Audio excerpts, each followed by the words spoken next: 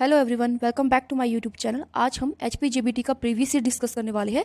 इसके अंदर हम 2023 और 2024 का PYQ डिस्कस करेंगे साइकोलॉजी का, ठीक है। और इन क्वेश्चन से रिलेटेड जो एक्स्ट्रा इन्फॉर्मेशन है वो मैं पिक्चर लगा रही हूँ सामने, तो आप उन पिक्चर्स को देख के एक्स्ट्रा जो भी इन्फॉर्मेशन होगी आप उसको खुद रीड कर लेना, ठीक है, वीडियो को कुछ देर पॉज करके।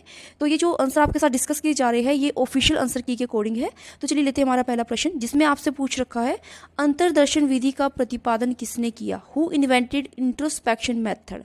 देन इसका राइट आंसर है ऑप्शन बी, ठीक है, विलियम वुंट ने। तो किसने किया था? विलियम वुंट ने। नेक्स्ट है जिसमें आपसे पूछ रखा है मानसिक क्षमताओं के विकास को क्या कहा जाता है? The development of mental ability is known as. Then इसका जो राइट आंसर है वो है ऑप्शन सी, ठीक है, संज्ञानात्मक विकास। नेक्स्ट है जिसमें आपसे पूछ रखा है बालक का किस वर्ष तक की आयु में मस्तिष्क विकसित होकर लगभग पूर्ण आकार प्राप्त कर लेता है?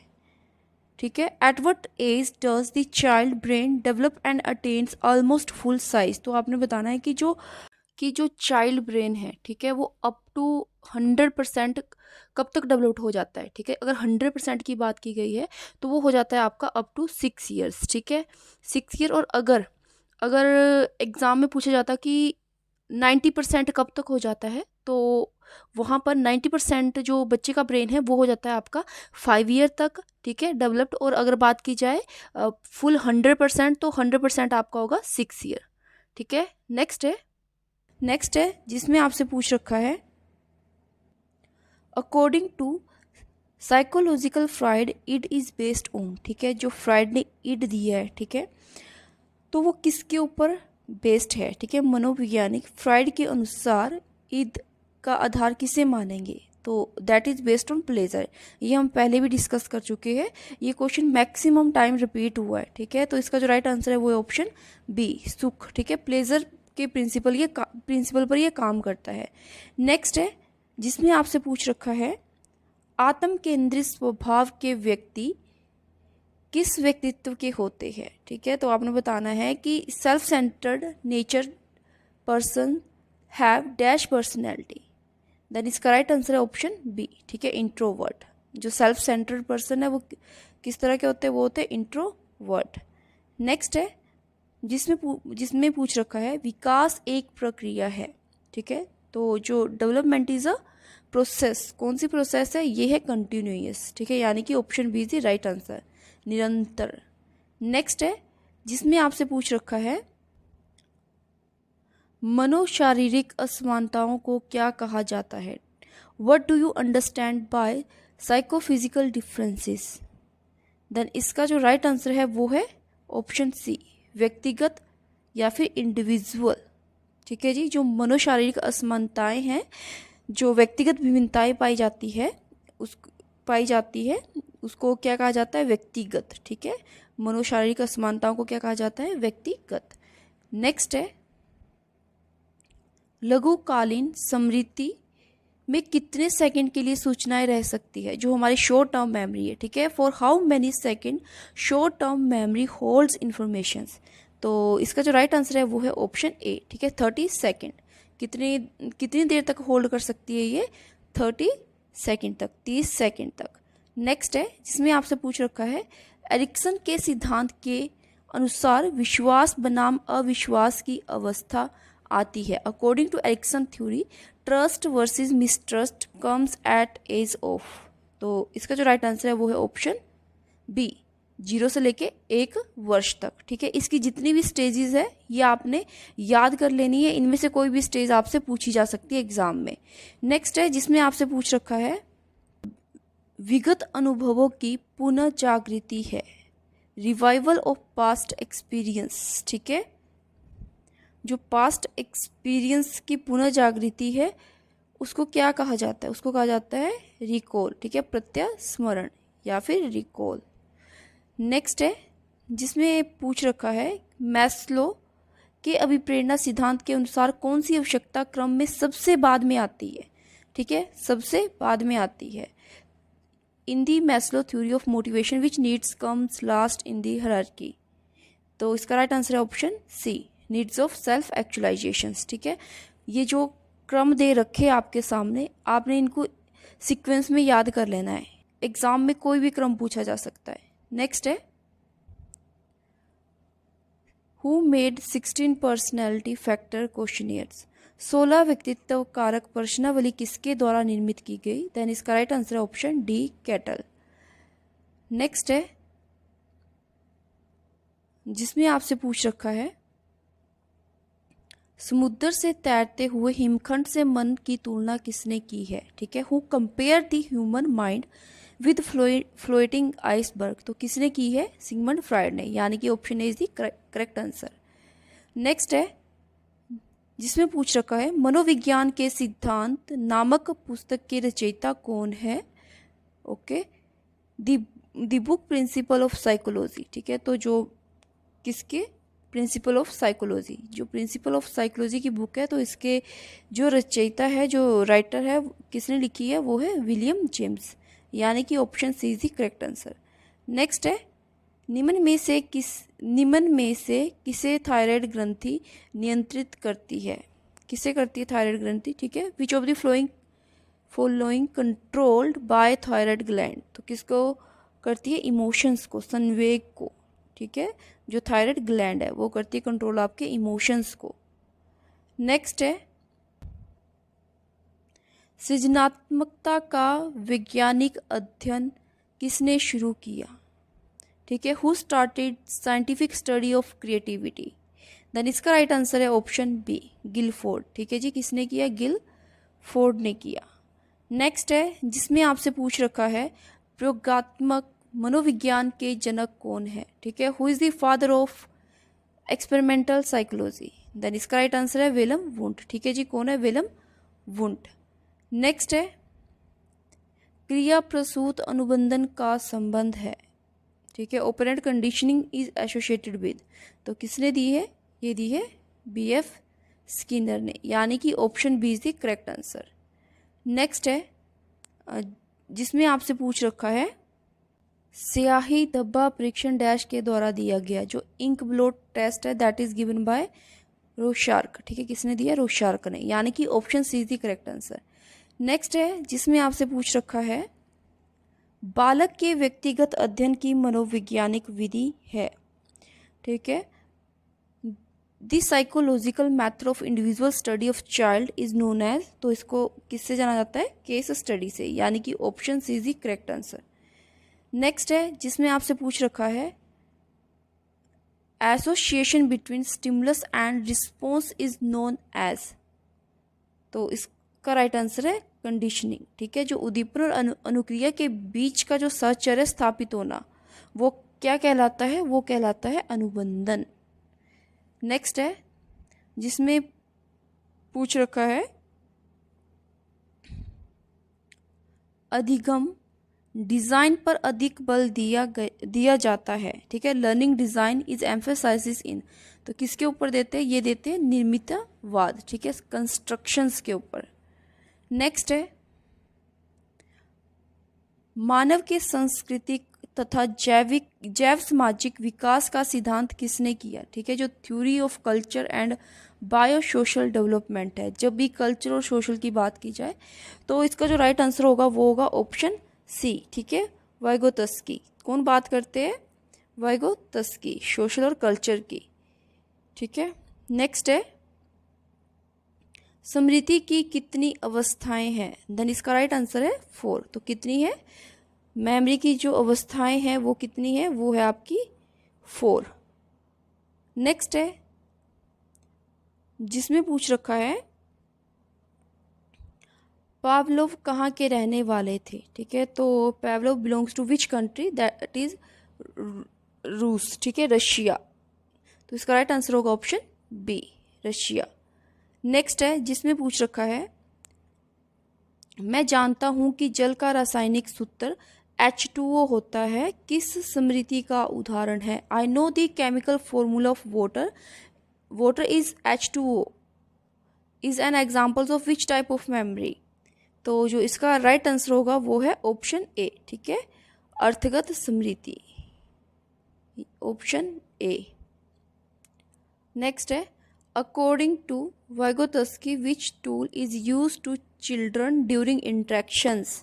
ठीक है, जब बच्चों ने क्या करनी है, आपस में इंट्रैक्शंस करनी है, तो कौन सा टूल यूज़ किया जाएगा, तो वो किया जाएगा लैंग्वेज का। ठीक है, वाइगोत्स्की के अनुसार बालक को अंतःक्रिया करने के लिए किस उपकरण का उपयोग करता है, तो वो करता है भाषा का।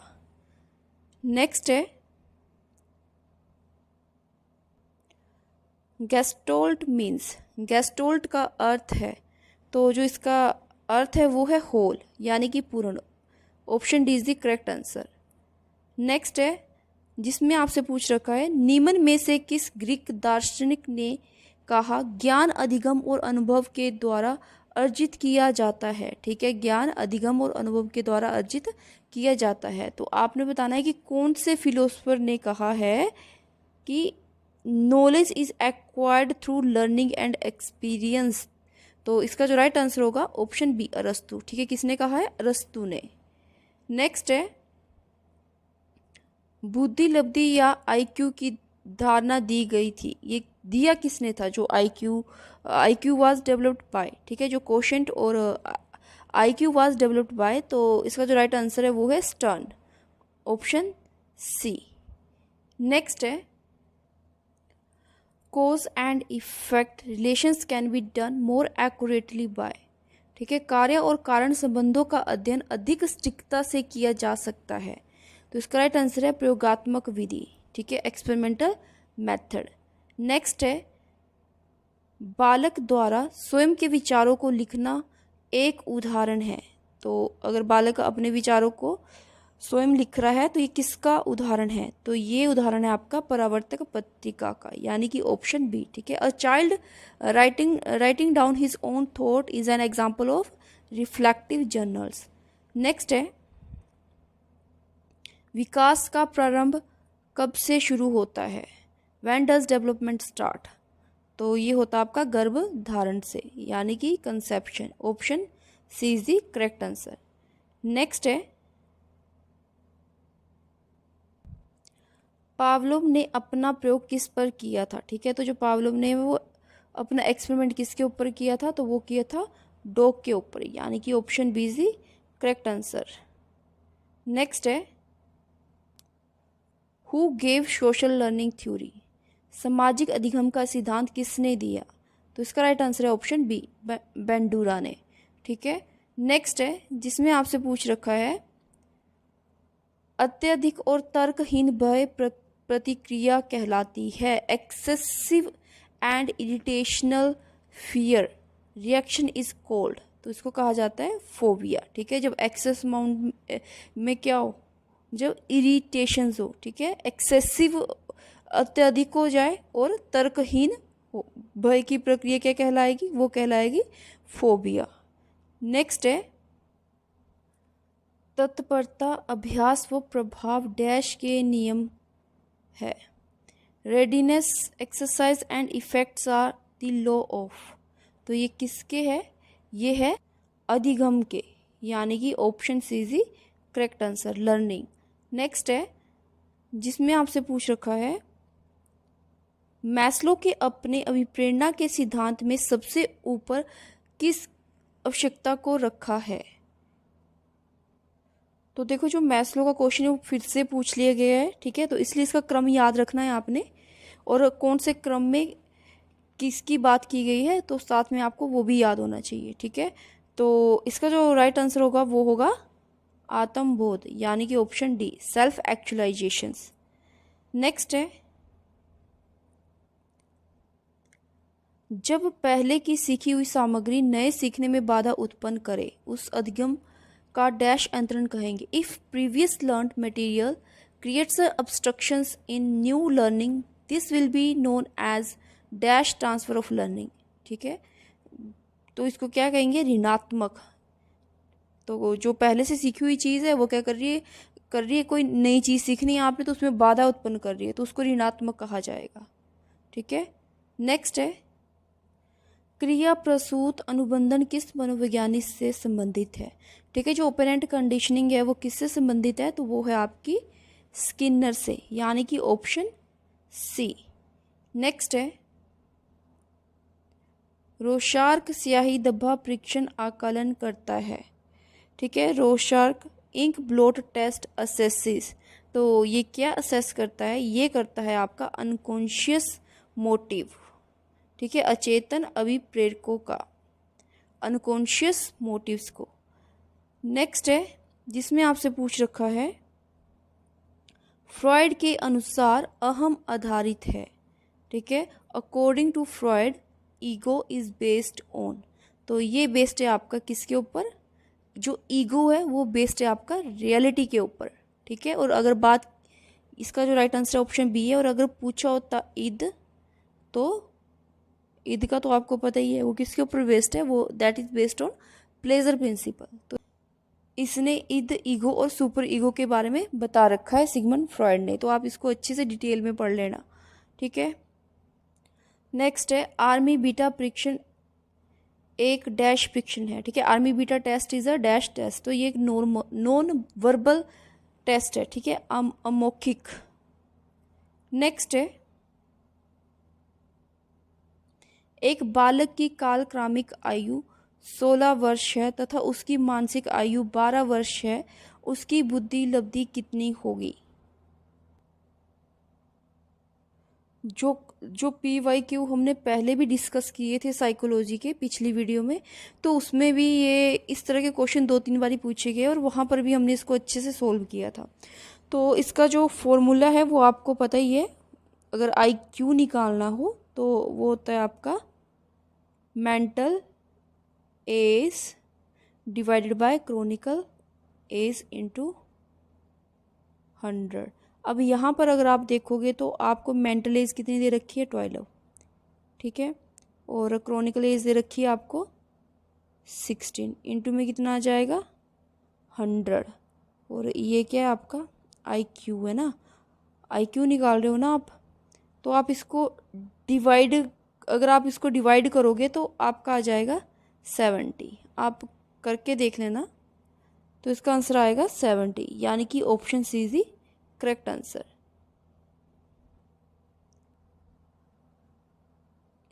नेक्स्ट है भंडारण एक प्रक्रिया है। भंडारण एक प्रक्रिया, ठीक है। Storage is a process of, तो किसकी है ये? स्मृति की, मेमोरीज की। ठीक है, नेक्स्ट है वृद्धि का संबंध डैश से होता है। ठीक है, ग्रोथ इज रिलेटेड टू, तो ये रिलेटेड होती है आपकी क्वांटिटी से, यानी कि ऑप्शन ए। ठीक है, अगर डेवलपमेंट पूछ रखा होता तो इसका राइट आंसर होता बी, क्वालिटी। जो डेवलपमेंट है वो क्वालिटी से रिलेटेड है और जो ग्रोथ है वो आपकी क्वांटिटी से। तो नेक्स्ट है जिसमें आपसे पूछ रखा है, थॉर्नडाइक के सिद्धांत के अनुसार प्रयासों की संख्या बढ़ने पर त्रुटियों की संख्या डैश होगी। ठीक है, according to Thorndike as the trial increases error dash, तो एरर क्या होते जाएंगे? कम। ठीक है, यानी कि ऑप्शन बी। नेक्स्ट है अवधान का बोध विस्तार डैश होता है। स्पैन ऑफ अटेंशन इज, तो ये कैसा होता है? ये होता है लिमिटेड, सीमित, यानी कि option A is the correct answer. Next है जिसमें आपसे पूछ रखा है, बिल्ली पर प्रयोग किस मनोवैज्ञानिक ने किया था? तो वो किया था थॉर्नडाइक ने, यानी कि option D is the correct answer. ठीक है, बिल्ली के ऊपर। नेक्स्ट है स्टैनफोर्ड बिने बुद्धि परीक्षण डैश योग्यता का मापन करता है। तो किसका करता है वो करता है कॉग्निटिव का, ज्ञानात्मक का। ठीक है, ऑप्शन बी। नेक्स्ट है भूख, प्यास और ऑक्सीजन प्रकार के अभिप्रेरक है। Hunger, thirst and oxygen dash types of motives are, तो ये कैसे है? ये बायोलॉजिकल है। ठीक है, जैविकीय है, बायोलॉजिकल नीड्स के अंदर आएगा। नेक्स्ट है कैरोल गिलिगन का संबंध है डैश सिद्धांत से। Carol Gilligan associated with the principle of, तो ये संबंधित है नैतिक विकास से। ठीक है, मोरल डेवलपमेंट से। नेक्स्ट है बाल्यकाल जीवन के किस काल को कहा जाता है? Which period of life is called childhood. तो जो चाइल्डहुड है वो है आपका 2 से 12 के बीच में, ठीक है। नेक्स्ट है STM से तात्पर्य है, STM से तात्पर्य है तो ये है आपका शॉर्ट टर्म मेमोरी, यानी कि ऑप्शन ए, ठीक है। नेक्स्ट है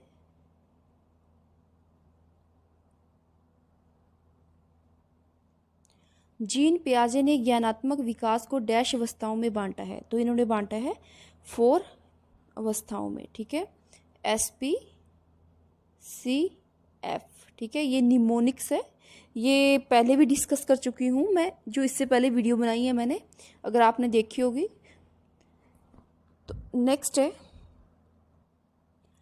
G और S कारक का वर्णन किस मनोवैज्ञानिक ने किया है, ठीक है। तो G और S फैक्टर किसने किया, इसका डिफाइन किसने किया, या फिर कौन इसके बारे में बात करते हैं, तो वो करते हैं हमारे स्पीयरमैन, यानी कि ऑप्शन डी, ठीक है। नेक्स्ट है शेल्डन ने व्यक्तित्व को डैश भागों में बांटा है, ठीक है। तो कितने भागों में बांटा है शेल्डन ने, तो शेल्डन ने बांटा है इसको 4 भागों में, ठीक है। तो जो पर्सनैलिटी को क्लासिफाइड किया है शेल्डन ने वो किया है 3 में, 3 तो वो किया है 3 में, यानी कि ऑप्शन ए। नेक्स्ट है एक व्यक्ति की औसतन बुद्धि लब्धि होती है, जो औसतन है, ठीक है, जो एवरेज IQ है वो कितना होता है, वो होता है 90 से लेके 110 के बीच में, 90 से 110 के बीच में। नेक्स्ट है परिणाम का ज्ञान सीखने पर डैश प्रभाव डालेगा, ठीक है। Knowledge of a result will create a dash impact, तो कैसा करेगी, पॉजिटिव करेगी ना, धनात्मक, यानी कि ऑप्शन ए। नेक्स्ट है एंडोक्राइन ग्लैंड सीक्रेट्स, ठीक है। तो जो नलिका विहीनी ग्रंथियां है वो स्रावित करती है क्या, हार्मोन्स, यानी कि ऑप्शन सी।